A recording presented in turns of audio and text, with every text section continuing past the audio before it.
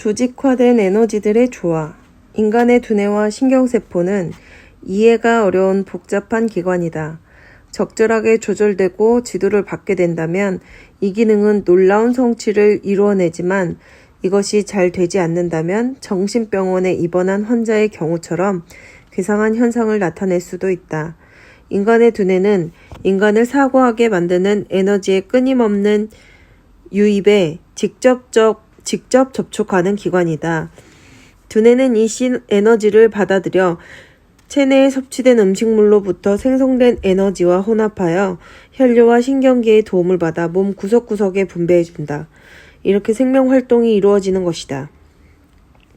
도대체 어디서 이런 외부 에너지가 유입된 건지는 아는 사람이 없는 것 같다.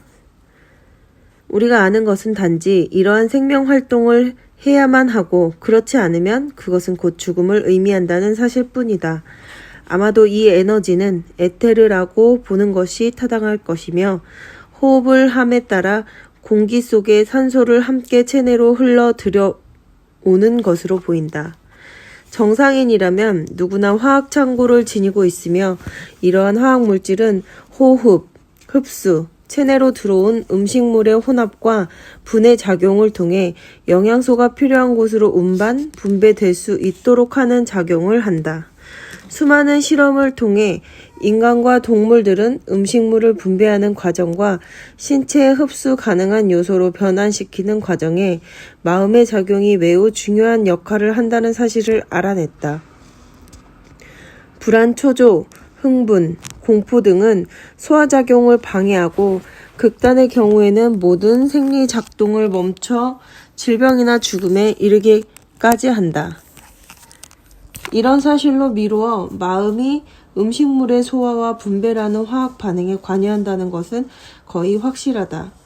과학적으로 증명된 사실은 아니지만 권위 있는 과학자들에 따르면 마음이나 사고라고 알려진 에너지가 부정적이거나 비신사적인 요소에 오염되면 모든 신경계통이 장애를 일으켜 소화작용이 저하되고 이는 갖가지 질병을 유발한다고 한다. 예를 들어 제정상의 어려움이나 일반적인 짝사랑의 경우가 이런 정신상 장애의 수위를 차지할 것이다. 가족 구성원이 끊임없이 잔소리를 하거나 어떤 일에 방해하는 등의 부정적인 환경에 놓이게 되면 그 안에 개인은 마음의 화학 반응이 방해를 받게 되고 결국 야망을 잃고 점차 세상에서 망각되어 버리는 운명을 맞이하게 될 것이다. 그래서 여자는 남자를 잘 만나고 남자는 여자를 잘 만나야 인생이 제대로 열리지 그렇지 않으면 인생을 그르칠 수도 있다. 이 말은 문자 그대로 참이다. 이에 대해서는 앞으로도 계속 강좌를 통해 언급하게 될 것이다. 우리가 먹는 음식물도 경우에 따라서는 사람들의 위에 들어가면 소화불량에 걸리거나 극심한 고통을 유발하기도 하고 심지어 사망에 이르기까지 한다. 건강이라는 것도 사실 부분적으로는 음식물이 조화를 이루었느냐에 달려 있다고 할 수 있다. 그러나 음식물의 배합이 조화를 이룬 것만으로는 건강을 논하기에 충분하다고 할 수 없다. 건강을 위해서는 마음이라고 알려진 에너지 간에도 조화가 이루어져야 한다. 결국 신체 건강은 마음의 건강과 마찬가지로 조화의 원리에 기초하여 가능하다. 이렇게 조화라는 자연 법칙의 하나라고 볼 수 있으며 이것 없이는 조직화된 에너지라든가 생명이라는 것도 있을 수가 없다. 조직화된 에너지의 조화가 깨지면 에너지는 무질서의 카오스 상태에 이르게 되고 힘은 작용을 하지 못하거나 멈추게 된다. 가령 신체의 장기가 조화롭게 기능을 하지 못하게 될 때 생명은 와해되고 죽음에 이르는 것이다.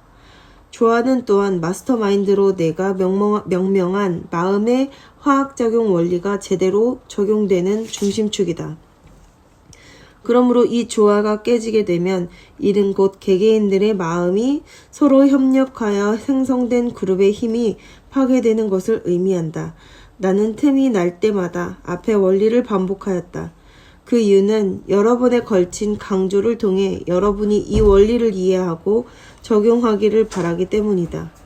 이것이 안 된다면 이 강좌는 아무런 소용이 없다. 인생에서의 성공은 크게 자신과 자신이 처한 환경 사이에서 조화가 성립될 수 있는 방향으로 적응시키는 것이라고 볼 수 있다. 대궐에 사는 임금님도 국내에 조화가 없다면 오두막에 사는 소장농과 다를 바 없다. 반면 오두막의 소장농일지라도 조화를 이룬 삶을 산다면 대저택의 부자보다 행복한 삶을 살아갈 수 있다. 완벽한 조화가 없다면 가령 우주의 별과 행성이 조화를 잃게 되면 이는 서로 충돌하여 모든 것은 혼돈과 무질서의 상태에 이르게 될 것이다. 이렇게 되면 천문학은 아무짝에도 쓸모없는 학문이 될 것이다. 조화의 법칙에 적용되지 않는다면 도토리는 밤나무, 포플러, 단풍나무가 마구 섞인 이질적인 종에서 자랄 것이다. 조화의 법칙이 없다면 머리카락이 자라나야 할 두피에 손톱이 자라나 머리에 뿔이 난 사람이 생겨날 것이다. 조화의 법칙이 없다면 지식의 체계 또한 없을 것이다. 왜냐하면 체계화된 지식이라는 것도 사실과 자연 법칙의 조화에 지나지 않기 때문이다. 인간사의 동업관계에 적용되는 조화이든 천체 행성들의 일괄적인 움직임에 적용되는 조화이든 불일치의 싹이 보이면 조화는 벌써 뒷문으로 빠져나가기 시작한다. 여러분 생각에 내가 과도할 정도로 조화의 중요성을 강조한다는 느낌을 받았다면 이 조화의 결핍은 실제로 이르게 하는 첫 번째이자 마지막이며 그리고 유일한 원인이라는 것을 알아두길 바란다. 조화가 존재하지 않는다면 가치 있는 시도, 음악도, 웅변도, 주의를 기울일 만한 성취를 이루지 못한다. 훌륭한 건축물은 조화의 소산일 경우가 대부분이다. 조화가 없이는 건축물이라는 것도 건자재 더미에 지나지 않을 것이며 그것은 아마도 괴물 같은 모습을 보일 것이다. 튼실한 경영 또한 조화 속에서 원동력을 얻을 수 있다. 잘 차려입은 남녀는 조화를 보여주는 움직이는 표본이다.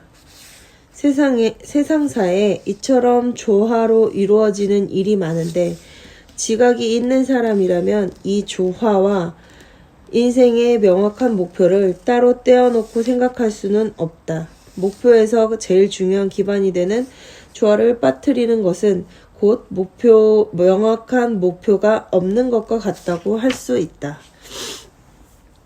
성공 에너지의 개발. 사람의 인체는 장기, 뇌분비선, 혈관, 신경, 두뇌세포, 근육 등의 복합적인 체계이다. 행동을 유발하고 신체 각 부위를 조정하는 마음의 에너지는 다양하면서도 변화하는 에너지의 복합체이다. 출생에서 사망에 이르기까지 마음의 힘 사이에는 끊임없는 투쟁이 벌어진다. 예를 들면 선과 악 사이에서 발생하는 인간의 욕망과 자극 사이에서의 영원한 투쟁은 이미 잘 알려진 사실이다.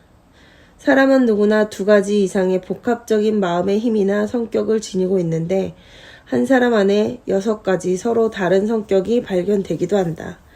그러므로 모든 이에게 주어진 과제는 어떻게 하면 이러한 마음 간의 조화를 이루어 주어진 목표를 달성하는가에 있을 것이다. 조화의 요소가 없다면 어느 누구도 명확한 판단을 내리는 것은 힘들 것이다. 이렇게 보면 재계나 정계 혹은 다른 분야의 지도자가 그룹의 구성원을 조직하여 서로 충돌하지 않고 주어진 목표를 달성하도록 하는 것이 얼마나 어려운가를 아는 것은 그리 이상하지 않다. 각 개인은 이미 자신 내부에 조화시키기 어려운 요소들을 지니고 있기 때문이다. 자신도 자신의 마음의 요소들을 조합시키기가 쉽지 않은데 그룹 구성원의 마음을 마치 하나인 것처럼 가능하게 하는 마스터마인드가 얼마나 어려울 것인가를 생각해보자. 마스터마인드의 에너지 창조. 마스터마인드의 에너지를 개발해내고 성공적으로 이끌 수 있으려면 리더는 재치, 끈기, 일관성, 자신감, 마음의 화학작용에 대한 지식과 시시각각 변하는 상황에도 당황하는 기색을 보이지 않고 적응할 수 있는 능력을 갖추어야 한다. 얼마나 많은 사람이 이러한 요구 사항을 충족시킬 수 있을 것인가? 성공적인 리더라면 매 상황에 따라 자신의 마음을 카멜레온처럼 바꿀 수 있는 능력을 지니고 있어야 한다. 게다가 이렇게 마음을 바꿀 때 자신감이 결여된 듯하거나 흥분한 듯한 조짐을 비춰서도 안 될 것이다. 성공적인 리더는 15가지 성공의 법칙을 이해하고 어떤 상황이 닥치더라도 이 15가지 법칙을 실행할 수 있어야 한다. 이러한 능력이 없다면 리더는 강력한 힘을 지닐 수 없으며 힘이 없는 리더는 오래 지속될 수 없는 것이다. 교육의 의미. 교육이라는 단어의 해석에는 오랜 기간 부적절한 정의가 유포되고 있었다. 사전 또한 이러한 오해의 여지를 제거하는 데 하등 도움이 되지 못했는데 사전은 교육을 지식을 전하는 행위로 규정하고 있기 때문이다.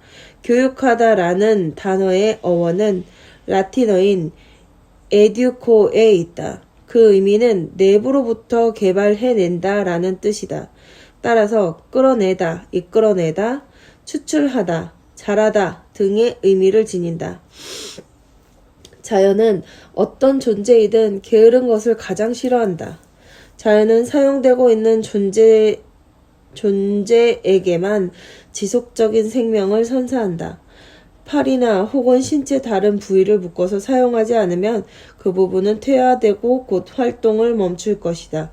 반대로 무거운 망치로 하루 종일 휘두르는 대장장이처럼 팔을 평소보다 많이 쓰게 되면 피부로부터 개발되어 그 팔은 튼튼하게 될 것이다. 힘은 조직화된 지식에서 자라나지만 중요한 것은 이를 적용하고 사용했을 때 그로부터 자라난다는 것이다. 걸어다니는 백과사전이 있다 해도 사실 이 지식은 아무런 가치도 없다. 지식은 체계를 갖추고 분류되고 실제로 사용되었을 때 힘을 얻는 것이다. 유명한 사람이 알고 있는 지식은 사실 바보보다 적을 수 있다.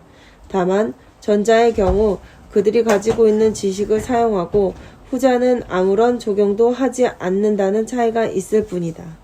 교육받은 사람이란 자기 인생의 목표를 달성하기 위해 다른 사람의 권리를 침해하지 않고도 원하는 것을 얻는 방법을 알고 있는 사람이다. 소위 배웠다는 사람들은 사실상 그들이 교육된 사람의 축에 끼지도 못한다는 사실이 다소 충격적일 수도 있다. 또한 자신은 배운 것이 없다고 생각하는데 누구보다 잘 교육된 사람이라는 것을 알게 되면 그 사람 역시 놀라게 될 것이다. 유능한 변호사가 꼭 법을 조목조목 다 외우고 있을 필요는 없다. 오히려 유능한 변호사는 적용할 만한 법이 어디에 있는지를 알고 주어진 사건에 맞추어 그 원리를 지지해줄 다양한 의견들을 찾아낼 수 있는 사람이다.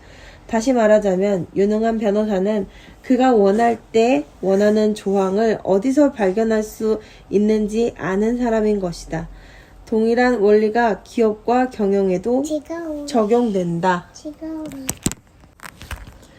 진실로 교육된 사람이란 헨리 포드는 초등학교를 간신히 수학하였을 뿐이지 그는 자연과 경제의 법칙을 통합하여 그가 원하는 물질은 무엇이든 얻을 수 있는 힘을 지녔기 때문에 세상에서 가장 교육된 사람이라고 할 수 있다.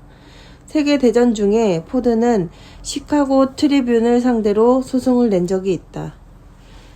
이 신문사가 그를 무식쟁이, 무식한 반전주의자로 비방 기사를 낸 것에 대해 명예훼손으로 소송을 제기한 것이다. 소송 중 법정에서 시카고 트리뷴의 변호사는 그들의 주장이 옳다는 것, 즉 포드가 무식하다는 것을 밝혀내기 위해 또 이를 인정하게 하기 위해 다방면에 걸친 질문으로 그를 시험하고 추궁하였다. 질문 가운데 하나는 다음과 같았다.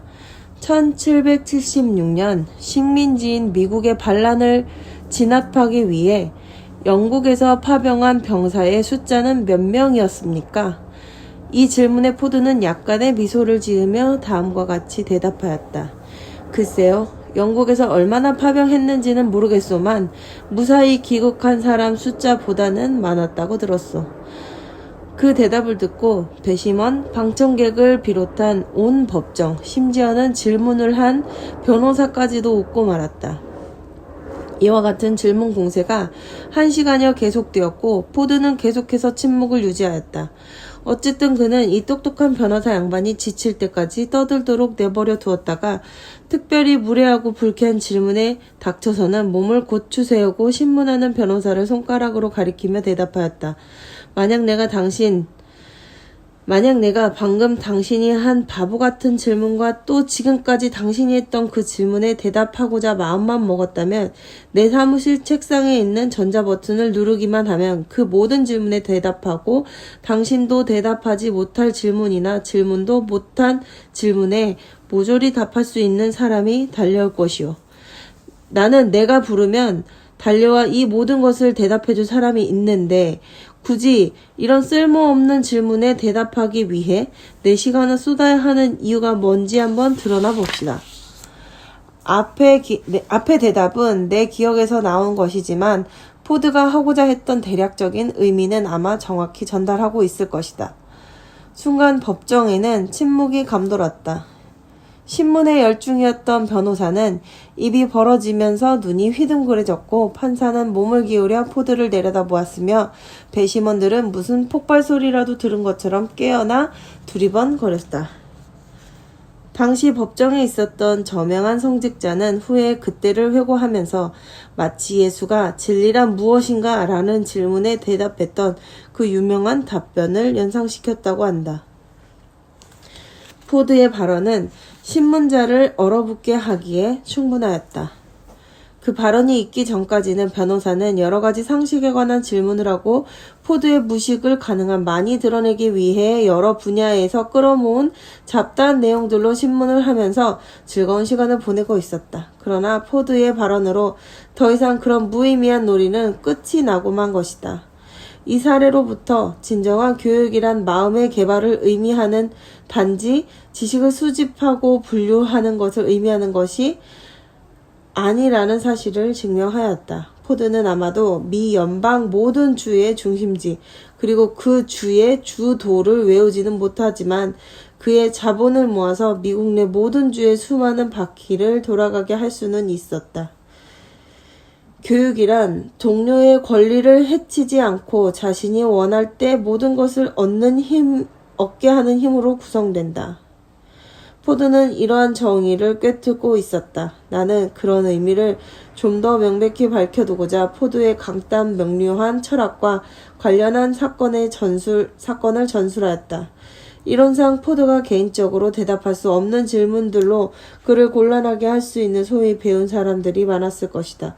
그러나 포드는 산업과 재정의 전장에선 그들의 지식과 지혜를 전멸시킬 수 있는 능력을 지니고 있다. 포드는 화학실험실에 들어가 물을 산소와 수소의 원자로 분리해내고 다시 물로 재결합시킬 수는 없지만 그가 원할 때면 언제든 그를 위해 이 업무를 수행할 사람을 곁에 두는 방법을 안다. 다른 사람이 가진 지식을 이성적으로 사용할 수 있는 사람은 단지 지식만을 가지고 어떻게 써야 할지 모르는 사람보다 더 교육된 사람이라고 할 수 있다. 상상력과 성견지명의 파워. 유명한 단과 대학의 학장이 아주 쓸모없는 척박한 땅을 상속받았다. 이 땅은 상업적 효용이 있는 목재가 나지도 않고 광물이나 기타 가치 있는 산물이 나지도 않아 그에게는 세금만 부담해야 하는 애물단지로 지나지 않았다.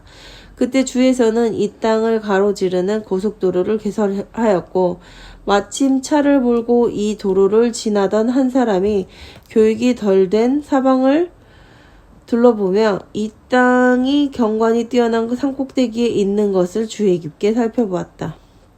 아울러 그 무식한 사람은 이 땅이 자그마한 소나무와 묘목으로 뒤덮인 것에 주의했다. 그는 에이커당 $10를 지불하고 50에이커의 땅을 샀다. 그리고 그는 고속도로 부근에 커다란 식당이 딸린 독특한 통나무 집을 짓고 근처엔 주유소를 세웠다.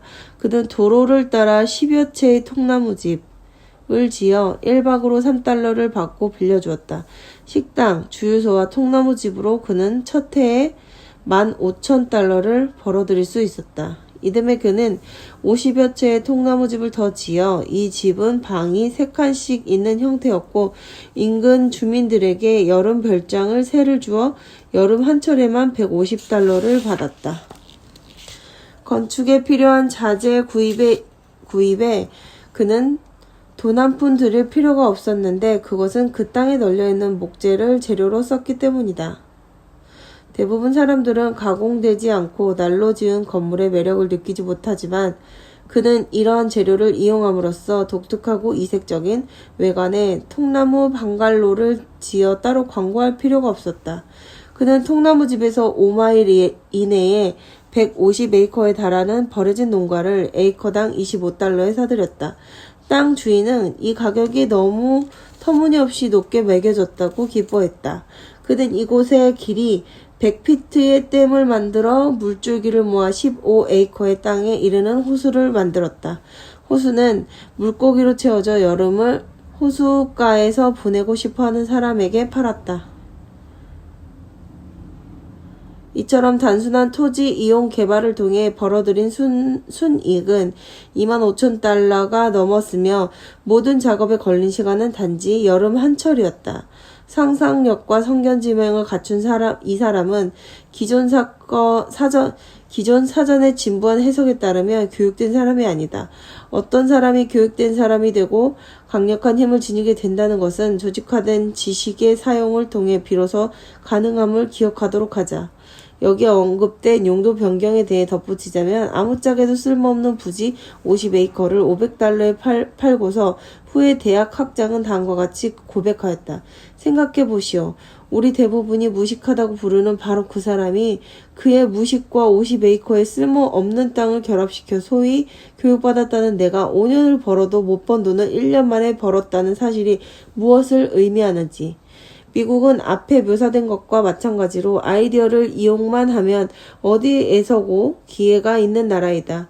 앞에서 인용한 바와 같이 여러분이 보게 되는 땅들을 관찰하고 사업화시키려 한다면 돈을 벌어다 줄 적당한 장소를 발견할 수 있을 것이다. 특히 강변이나 해변이 드문 지역일수록 이런 아이디어가 빛을 볼 수 있을 것이다. 자동차 덕택으로 미국 전역에는 고속도로 시스템이 잘 갖춰져 있다. 상상력과 이를 실행할 자신감이 있는 사람이라면 거의 모든 고속도로 부근에 관광객을 위한 통나무 도시로 적합한 장소를 물색해 돈을 찍어내는 조폐창으로 삼을 수 있을 것이다. 여러분 주위에는 돈을 벌 기회로 가득 차 있다. 이 강좌는 여러분이 그런 기회들을 포착할 수 있도록 도와주고 기회를 발견한 후에는 어떻게 최대한 활용할 수 있는지를 일러주고자 개설되었다. 성공의 법칙으로 덕을 본 사람들, 철도 경영자, 철도 승무원과 철도 승객 간의 협력을 향상시키고자 하는 사람, 봉급 생활자, 소득 능력을 증대시키고 자신의 노동력 가치를 높이려고 하는 사람, 세일즈맨, 자신의 영역에서 최고가 되고자 하는 사람. 성공의 법칙 철학은 다른 저서에서 소개하고 있지 않은 여러 요소들을 다루며 판매의 모든 법칙을 포괄하고 있다. 산업체 경영자, 고용 인간들의 조화, 즉 화합의 가치를 잘 알려는 사람, 철도 회사 근무자, 업무의 효율을 높이려고 하는 사람으로서 더욱 책임감이 따르는 지위와 봉급의 인상을 바라는 사람, 상인, 새로운 고객을 끄는 방식으로 사업을 확장하는 사람. 성공 법칙 철학은 상점을 방문하는 고객을 걸어다니는 광고판으로 만드는 법을 가르쳐 줌으로써 사업을 확장하도록 도와줄 것이다. 자동차 회사 대리점, 영업 직원의 판매력을 획기적으로 증대하고자 하는 사람. 성공의 법칙은 상당 부분 뛰어난 자동차 세일즈의 실상을 토대로 개발되었기 때문에 자동차 세일즈만을 지도하는 세일즈 매니저에게 커다란 도움이 될 것이다. 생명보험회사 대리점, 새로운 고객에게 보험증권을 팔고 기존 고객에게 보험 판매를 늘리고자 하는 사람. 오하이오주에 있는 생명보험 설계사는 이 강좌 중 실패로부터의 교훈 부분을 한번 읽고는 철강회사 중역에게 $5,000에 달하는 보험을 팔 수 있었다. 그는 15가지 성공의 법칙을 훈련한 결과 후에는 뉴욕 생명보험사의 판매왕이 되었다. 학교 선생님, 현재 위치에 승진하고자 하는 사람, 혹은 좀 더 수익이 되는 분야에서 기회를 찾으려는 사람, 학생, 앞으로 어떤 분야에 종사할지 정하지 못한 고등학생 및 대학생, 성공의 법칙 과정은 학생이 어느 분야에 최적격인지 결정할 수 있도록 완벽한 개인 분석 정보를 제공하고 있다. 은행주, 친절한 서비스, 서비스의 질적 향상을 통해 사업장을 확장하려는 사람, 은행, 창구 직원, 은행, 상업 또는 산업 분야에서 중역진의 위치까지 오르고 싶은 야심에 찬 사람, 의사 및 치과의사, 직접적인 광고를 통하지 않고도 업무를 확장하기를 원하는 사람. 한 유능한 의사는 성공의 법칙이 $1,000의 광고 효과를 지닌다고 하였다. 중개업자, 지금까지와는 다른 방법으로 프로모션을 시도하는 사람. 어떤 이는 이 개론 부위에서 묘사된 원리를 이용하여 부동산 판매 촉진으로 수입을 올릴 수 있었다고 한다. 부동산 종사자, 판매를 촉진시킬 새로운 방법을 모색하는 사람. 부동산 촉진 계획에 관한 개론 부분의 묘사는 이를 실행하려는 사람에게는 확실한 소득을 보장해 줄 것이다. 실제로 이 계획은 모든 주에 적용 가능하다. 뿐만 아니라 아무런 경험이 없는 사람도 시도해 볼 수 있는 아주 좋은 방법이다. 농산품의 효율적인 마케팅을 통해 순이익의 증대를 꾀하는 사람. 개론에서 밝힌 것처럼 자신의 농지를 분양하고자 하는 사람, 수만의 농부가 경작지로는 적당하지 않은 땅일지라도 휴양과 리조트 시설로 전환해 고소득을 올릴 수 있는 금강을 가지고 있다. 속기사 및 사서, 보수가 높고 대우가 좋은 위치로 승진하려는 사람.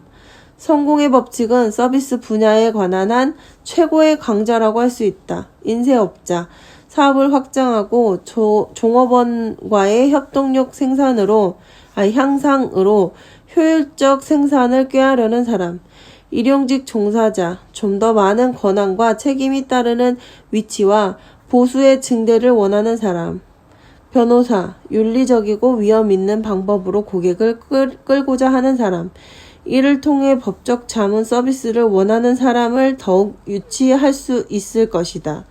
기업체 중역, 고용인들의 협력을 통해 현 사업을 증대하거나 지출은 줄이고 사업 규모는 유지하고자 하는 사람.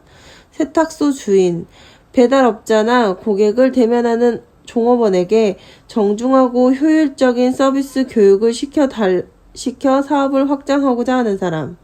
생명보험 총대리점, 좀 더 효율적인 조직을 통해 규모를 획기적으로 늘리려는 사람. 체인사업 경영자, 개개인의 판매 노력으로 좀 더 효율적인 결과를 도출하고 사업 규모를 늘리고자 하는 사람. 부부, 가정에서 조화와 협력으로 결핍으로 불행하고 성공적이지 못한 결혼 생활을 영위하는 부부. 지금까지 분류한 모든 사람에게 성공의 법칙의 철학은 확실하고도 신속한 도움이 될 것이다. 마스터마인드 요약. 이 요약 부분은 독자들에게 이 강좌의 토대가 되는 중심 개념을 파악하는 데 도움을 주려는 취지에서 마련하였다. 물론 중심 개념이란 마스터마인드라는 단어로 대표될 수 있다. 이에 대해서는 강좌의 전 부분에 걸쳐 많은 지면을 할애하였다. 모든 새로운 개념은, 특히 모호한 성질의 것은 수차례 반복이 된 후에야 자리를 잡게 되는 법인데, 이러한 효과를 위해 요약 부분에서는 마스터마인드로 알려진 원리를 다시 설명하겠다. 협력으로 성공에 필요한 지식을. 마스터마인드는 두 사람 이상의 마음이 조화된 정신으로 호의적으로 연대되었을 때 개발할 수 있다. 미리 밝혀둘 것은 조화의 정신으로 결합이 되든지 안 되든지 모든 마음의 성원들에게 새롭게 영향을 미치는 존재를 창출한다는 것이다. 둘 이상의 마음이 일단 접촉하게 되면 그때에는 제3의 정신이 탄생하지만 이것이 항상 마스터마인드를 만들어내는 것은 아니다. 때로는 둘 이상의 마음이 만나 마스터마인드와 반대되는 부정적인 힘이 생겨나는 경우도 있다. 이미 앞에서 얘기한 바와 같이 어떤 마음들은 조화의 정신으로 화합되지 않는 경우가 있기도 하다. 그런 사실은 화학에서 그 유사성을 찾아볼 수 있는데 이를 통해 여러분은 이 원리를 좀 더 명확히 이해할 수 있을 것이다. 예를 들어 H2O는 두 개의 원소가 물로 전환된 것이다. 수소 원자 1개와 산소 원자 1개로는 물이 생산되지 않으며 그들은 조화롭게 결합되지 못한다. 또한 각각은 무한대의 원소였는데 결합되는 즉시 치명적인 유독 성분으로 되는 경우가 있다. 달리 말하면 독성 물질로 알려진 여러 물질들도 특정한 원소와 결합하면 중화되거나 무해하게 될 수 있다는 것이다. 특정 요소가 전체의 성질을 바꾸는 것처럼 특정한 마음의 결합은 그 마음들이 결합된 전체 성질을 바꾸어 마스터마인드를 생산하거나 정반대의 파괴적인 마음을 만들어낸다. 시어머니와 사이가 좋지 않은 며느리라면 마스터마인드의 반대 현상을 경험했을 것이다. 그 방면의 심리학자들도 아직 정확한 이유를 규명하지 못하고 있는데 대부분의 시어머니들은 자신의 며느리에게 부정적인 태도로 영향을 끼친다고 한다. 그들 마음의 결합은 마스터마인드를 생성하는 대신 적대적인 영향을 일으키는 것이다. 앞의 사실은 너무나 잘 알려져 있어 따로 부연 설명이 필요치 않을 것이다. 어떤 경우에는 조화를 이루지 못하고 마스터마인드를 만들어내지 못한다는 사실을 리더들은 유념해둘 만하다. 그러므로 조직 내 전략적인 위치에 호의적이고 조화로운 정신으로 화합할 수 있는 구성원들을 배치하는 것이 리더의 책임이다. 그런 사람들로 그룹을 만들 수 있는 능력이 리더십의 가장 주요한 덕목이다. 이 장에서 다루겠지만 앤드류 카네기가 힘과 부를 축적할 수 있었던 원천이 바로 여기서부터 비롯됨은 주지의 사실이다. 철강 사업에 필요한 기술적인 사항은 하나도 아는 바가 없었지만 카네기는 구성원들을 통합하고 그룹으로 만들어 마스터마인드를 이루었으며 이로 인해 살아생전에 세계에서 가장 성공적인 철강 업체를 구축할 수 있었다. 포드의 성공 또한 카네기의 경우와 마찬가지로 동일한 원리의 성공적 적용에서 비롯되었다. 포드는 자신감으로 넘치는 사나이였지만 그의 산업의 성공적 개발을 위해 필요한 지식들은 자신에게서 구하지 않고 다른 사람들의 협력을 통해 구하였다. 카네기처럼 그도 자신은 가지고 있지 않았지만 그 지식을 가진 사람들을 곁에 두었다. 게다가 포드는 그룹 안에서 조화를 이룰 수 있고 또 실제로 그렇게 했던 사람들을 선택하였다. 마스터마인드의 원리가 가장 효과적으로 나타나는 사례는 남자와 여자의 마음의 결합에서 발견된다. 그 이유는 일반적으로 사람들은 동성보다 이성 간 마음의 결합에 기꺼이 동참하기 때문이다. 또한 종종 성적 결합에 따른 촉진은 남녀 간의 마스터마인드의 개발을 촉진하기도 한다. 남자는 여성이 영감을 불어넣거나 독려하게 되면 대상이 무엇이든 간에 그 대상에 좀 더 예민하고 주의를 늦추지 않게 된다. 이러한 기질은 사춘기부터 시작되어 평생 지속된다. 여자들이 보는 앞에서 경기하는 남학생들만 봐도 알 수 있다. 여자가 관중에서 빠진다면 풋볼은 시시한 게임이 되지만 자기가 좋아하는 여자가 관중석에 있을 때 그는 거의 초인적인 노력을 펼칠 것이다. 그 소녀는 경기 때와 마찬가지로 열의로 돈을 버는 게임에 열중하게 될 것이다. 특히 그 여성이 마스터마인드의 법칙을 통해 그의 마음을 자극하는 방법을 잘 알고 있을 때에는 더욱 그러할 것이다. 반면 마스터마인드의 반대 형태, 잔소리, 질투, 이기심, 탐욕, 허영심을 적용하여 남자를 패배에 이르게 할 수도 있다는 것이다. 고인이 된 엘버트 하버드의 경우를 보면 이를 잘 알 수 있다.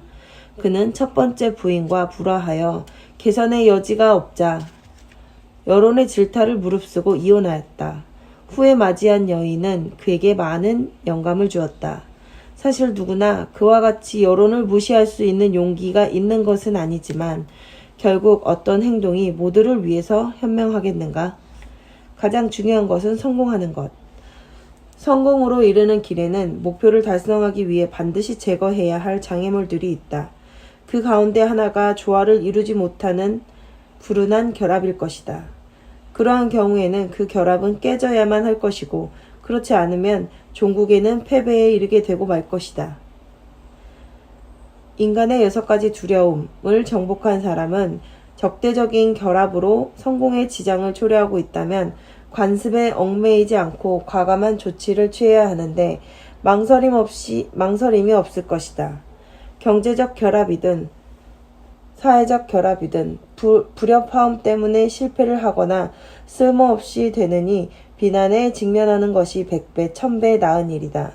솔직히 말해 나는 지금 조화로운 생활을 영위할 수 없는 경우에는 이혼이 정당하다고 주장하고 있다. 그렇지만 적대감의 원인이 제거되고 이혼 같은 극단적인 조치를 취하지 않고도 조화를 이루는 경우가 있기 때문에 반드시 이혼 외에는 다른 방법이 없다고 강변하는 것은 아니다. 개인의 두뇌에 있어 화학적 특성에 따라 어떤 마음은 조화의 정신으로 섞이지 못하고 그렇게 강요될 수 없는 것이 사실이지만 조화가 부족한 책임을 상대방에게만 전가해서는 안 될 것이다. 문제는 오히려 당신에게 있을 수도 있다는 점을 기억하길 바란다. 특정한 개인이나 집단과 조화를 이루지 못했던 마음도 어떤 다른 종류의 마음과는 완벽한 조화를 이룰 수도 있다는 것 또한 유념하길 바란다. 이런 진리를 파악할 수 있다면 직원을 채용하는 데도 획기적인 변화를 가져올 수 있을 것이다. 채용된 부서에 맞지 않는다고 그를 해고하는 것은 더 이상 합리적이지 않다. 판단력 있는 리더라면 이 직원이 자신의 능력을 발휘할 수 있을 만한 부서로 배치할 것이다. 이 책을 읽는 여러분은 다음 장으로 넘어가기 전에 마스터마인드에 대한 이해를 하고 넘어가길 바란다. 그 이유는 이 책의 모든 과정이 이 법칙과 긴밀하게 연계되어 있기 때문이다. 만약 여러분이 이해를 잘 못할 것 같으면 누구라도 좋으니 상당한 부를 축적한 사람들의 기록을 분석해보라. 그가 의식하든 아니든 틀림없이 마스터마인드를 원리에 이용하고 있을 것이다. 당부해둘 것은 마스터마인드의 법칙에 대해 숙고하고 사유하느라 너무 많은 시간을 쏟아 부어서는 안 된다는 것이다. 어떤 원리도 이해가 된 후에 적용할 줄 알아야 새로운 기회의 세계가 열리는 것이기 때문이다. 지금 읽고 있는 1장은 사실 성공의 법칙에 독립된 장으로 의도된 것은 아니었지만 세일즈의 달인이 되고자 하는 사람에게는 충분한 자료를 제시해 줄 것이다. 어떤 세일즈 조직이든지 상호 호의적인 협력의 정신으로 연대하고 앞서 기술한 방식에 따라 이 법칙을 적용할 직원들을 선택하여 모은다면 마스터마인드의 법칙을 효율적으로 이용할 수 있을 것이다. 유명한 자동차 대리점에서 12명의 영업사원을 고용했는데 마스터마인드의 법칙을 적용해서 2명이 한 조를 이루어 6개조를 만들었다. 그 결과 이들은 모두 종전의 판매 기록을 갱신했다. 이 대리점은 한 주에 한 대 클럽이라는 조직을 결성하였는데 일주일에 평균 한 대씩은 팔자는 취지에서 지은 이름이었다. 그런데 모두에게 놀랄만한 결과가 나타났다. 클럽의 조직원들은 자동차 구매 의향 고객 명단을 작성하였는데 판매사원 각기 자신에게 할당된 100명의 잠재 고객에게 일주일에 한 카드를 한 장씩 보내고 매일 적어도 10통의 전화를 걸었다. 엽서 한 장에는 그들이 팔려는 자동차의 장점을 하나씩만 적어 보냈고 이에 덧붙여 면담을 요청하는 글귀도 첨가하였다. 면담은 급증하였고 거래 또한 급격히 이루어졌다. 이 방안으로 대리점 전체가 활기를 띠기 시작했다. 성과는 매주 판매사원의 판매 기록으로 드러났다. 대리점은 이 클럽의 사원에게 특별 보너스를 지급하였다. 생명보험회사에서도 이와 유사한 방법을 채택하였다. 이를 채택한 대리점은 단지 이 계획의 도입만으로 직원의 증언 없이도 쉽사리 사업 규모를 2배, 3배까지 확대할 수 있었다. 이 계획을 생명보험회사에 적용하기 위해 특별한 수정을 할 필요도 없었다. 일주일에 최저 판매량을 정해놓고 최소한 보험 한 건을 판매하자는 한 주의 보험 하나 클럽을 조직하기만 하면 될 것이다.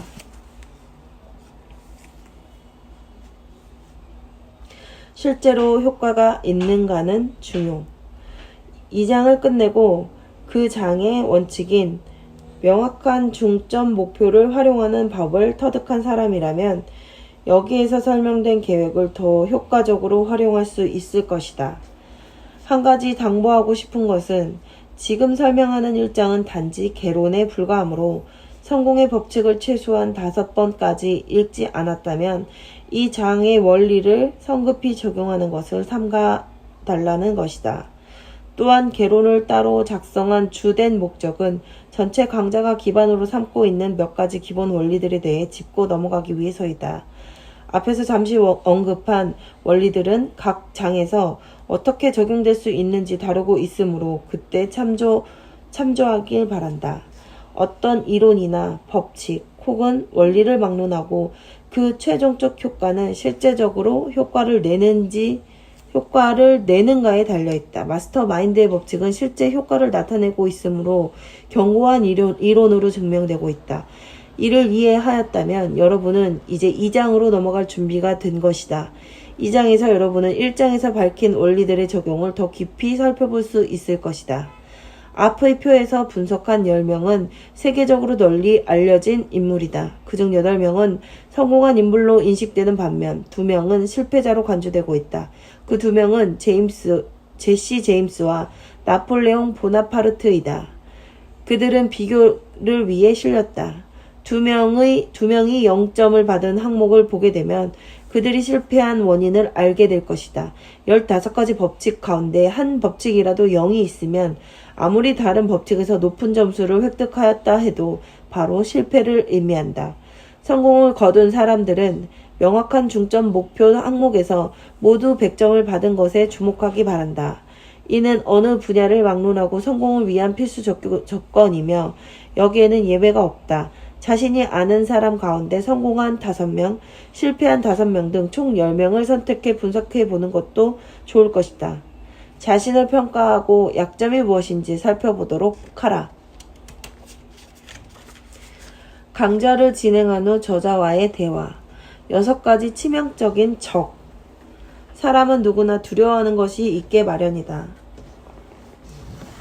다음 글에서 인간에게 가장 위해한 6가지 두려움을 접하게 된다.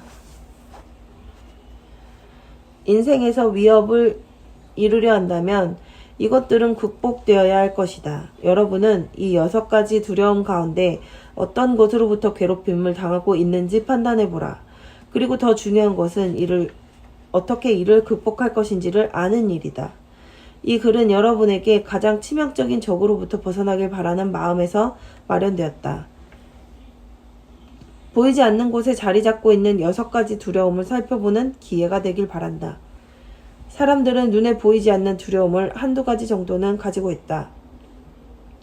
적을 토벌하는 제1단계는 이들이 어디서 어떻게 침투하는지를 밝혀내는 것이다.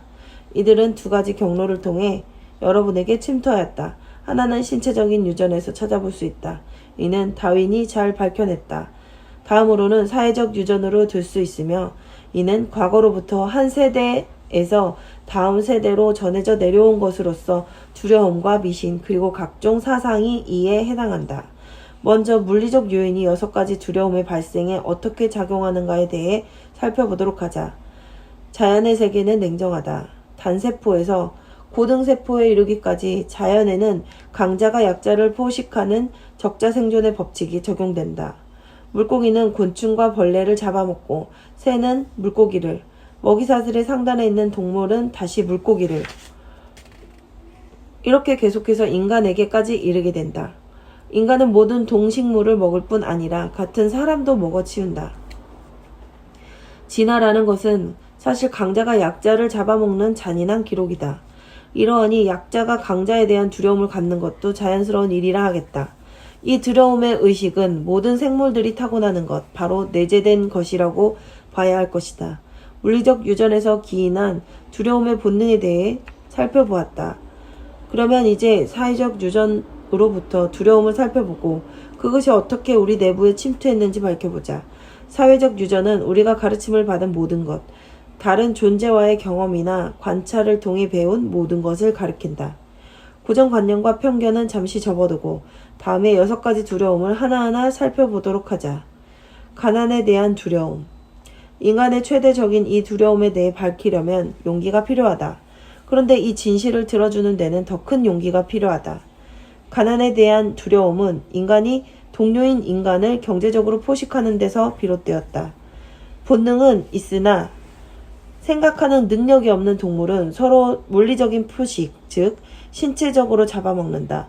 그러나 더 고차원적인 직감과 강력한 사고라는 무기를 지닌 인간은 동료를 물리적으로 잡아먹지 않고 경제적으로 포식하는 데서 더욱 커다란 만족을 느낀다. 이러한 점에서 그 영향이 막대하기 때문에 국가와 정부는 수많은 법을 만들어 강자로부터 약자를 보호하고 있다. 가령 부정증권 판매 단속법의 경우를 보더라도 약자를 경제적으로 포식하려는 인간의 본성을 엿볼 수 있을 것이다.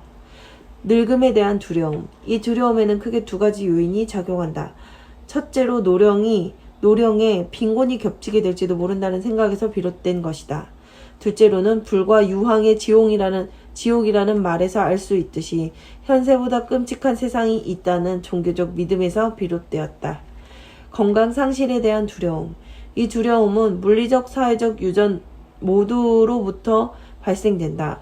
출생에서 사망에 이르기까지 육체 안에 끊임없이 투쟁이 벌어진다. 육체를 구성하고 제대로 기능하게 만드는 세포와 질병을 일으키는 침입자 간의 투쟁인데 이 두려움은 약자가 강자에게 먹히는 냉정한 자연계의 법칙과 같다. 결국 이것은 육체 안에서 날 때부터 가지고 있는 두려움인데 위생과 청결관념의 부족에 따른 사회적 유전도 한몫하고 있다. 사랑 상실에 대한 두려움. 질투라는 것이 결국 광기의 또 다른 형태이기 때문에 광적인 질투로 정신병원을 찾는 사람이 많다. 이에 따라 이혼과 치정에 얽힌 살인이나 잔인한 보복이 이루어지고 있다. 이는 시대를 거쳐 내려온 유물로 석기시대 이래 자신의 여자를 동료에게 완력으로 뺏겼던 때부터 이어져 내려온 것이다. 지금은 다만 방법의 변화가 생겼을 뿐 완력 대신 이제는 포장된 선물이나 스포츠카, 샴페인, 다이아몬드, 호화로운 주택으로 마음을 사려고 한다는 것이 다를 뿐이다. 과거 쫓기만 했던 것에 지금은 유혹하는 것으로 다소 기술이 진보하였을 뿐이다. 타인의 비판에 대한 두려움. 이 두려움이 어디서 어떻게 생겨난 것인지 규명하는 데는 어려움이 따르지만 그 존재는 확실하다. 예를 들어 이 비판에 대한 두려움이 없다면 남성들은 대머리가 되는 것을 꺼리지 않을 것이다. 여성은 헐렁한 모자를 쓰기 때문에 대머리가 적은 반면 남성은 머리에 더 꽉 끼는 모자를 쓰기 때문에 이것이 모근의 순환을 방해해 머리카락이 더 빠지게 되는 것이다. 그럼에도 불구하고 남자들은 남들이 자기에게 매너가 없다고 비난할까 봐 모자를 쓰고 실내에서는 벗는 것이다.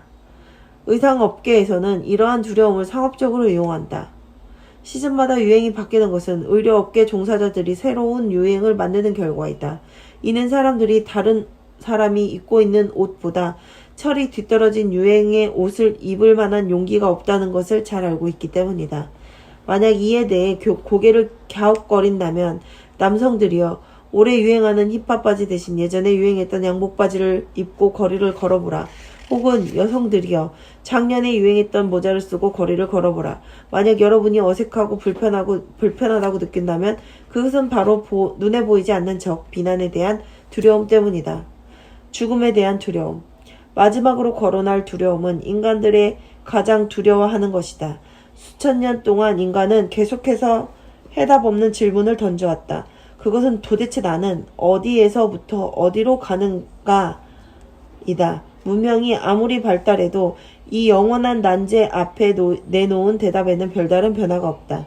교활한 인간 종족도 나는 어디서 왔고 죽고 나면 어디로 가게 되는가에 대한 답은 못 내놓을 것이다.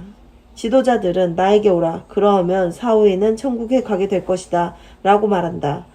이어서 천국은 거리가 온통 금과 값비싼 돌로 장식된 아름다운 곳으로 묘사되었고 이었고 나를 통하지 않으면 이는 곧 지옥행을 의미하나니 라고 하면서 지옥은 불길의 아궁이와 유황불에 영원히 고통당하는 모습으로 묘사된다. 인간이 죽음을 두려워하는 것도 무리가 아니다. 이쯤에서 여러분은 이 6가지 괴물 중에서 당신을 가장 괴롭히는 것이 어떤 것인가 가려내보라. 적의 정체를 알게 된다면 이미 그를 반은 무찌른 셈이다. 학습과 교육을 통해 인간은 6가지 적을 발견할 수 있었다. 이에 대항할 가장 효과적인 무기는 조직화된 지식이다. 무지와 두려움은 다른 이름을 가진 쌍둥이와 같다. 따라서 그들은 함께 붙어 다니는 것이 보통이다. 만일 무지와 미신이 사라진다면 6가지 기본적인 두려움은 인간의 본성으로부터 사라질 것이다. 도서관에 가면 인류의 6가지 적에 대한 처방전이 있다. 다음은 이에 대한 추천 도서이다. 벤자민 키드가 쓴 힘의 과학을 읽어보길 바란다. 그리하면 여러분은 6가지 두려움을 무찌를 수 있을 것이다. 다음으로 에머슨의 보상에 대한 평론을 찾아보기 바란다. 그 후에는 자기 암시에 관한 양서를 골라 오늘의 믿음이 내일의 현실로 다가온다는 원리를 터득하길 바란다. 그리고 로빈슨의 마음의 작용은 자기 자신의 마음을 이해하는 데 좋은 출발이 되어줄 것이다. 사회적 유전의 원리를 통해 암흑시대의 무지와 미신이 우리에게까지 전해져 내려왔다. 그러나 여러분은 현대사회에 살고 있다. 모든 결과에는 원인이 있다는 점을 알고 있다. 그러므로 현상의 원인을 분석하면 그 6가지 두려움의 족쇄로부터 벗어날 수 있을 것이다. 엄청난 부를 축적한 사람들을 살펴보면서 그들 성공의 원인을 찾아내보자. 헨리 포드가 좋은 예가 될 것이다. 그는 25년이라는 짧은 기간 동안 가난을 정복하고 세상에서 가장 부유한 사람이 되었다. 그의 성공에는 요행이나 기적 같은 것이 작용하지 않았다. 단지 현재의 여러분들도 활용 가능한 특정한 원리들을 주의 깊게 관찰하고 준수한 데서 비롯된 결과이다. 헨리 포드는 6가지 두려움에 굴복당하는 우를 범하지 않았던 것이다. 만약 여러분이 그들을 분석하는 데 곤란함을 느낀다면 여러분 주위에서 2사람을 골라 분석하여도 될 것이다. 한 사람은 여러분이 판단하기에 실패자를 고르고 다른 한 사람은 성공한 사람을 선택하라. 그들을 성공에 이르게 한 것은 무엇이고 실패 요인은 무엇인지 분석해보라. 실제적인 사실들을 분석해야 할 것이다. 이러한 사실들을 모으는 과정에서 여러분은 현상과 원인에 대한 값진 교훈을 얻게 될 것이다. 그냥 우연히 발생하는 일은 없다. 모든 것은 즉 땅 위를 기어다니거나 바다에 헤엄치는 동물에서부터 사람에 이르기까지 모든 생물은 자연 진화 과정의 결과라고 할 수 있다. 진화는 질서정연한 변화이다. 이 질서정연한 변화는 기적으로 이루어지는 것이 아니다. 물리적 외양이나 색상이 세대를 거쳐 천천히 일정 질서에 따라 변해가듯이 사람의 마음 또한 끊임없이 변화하고 있다.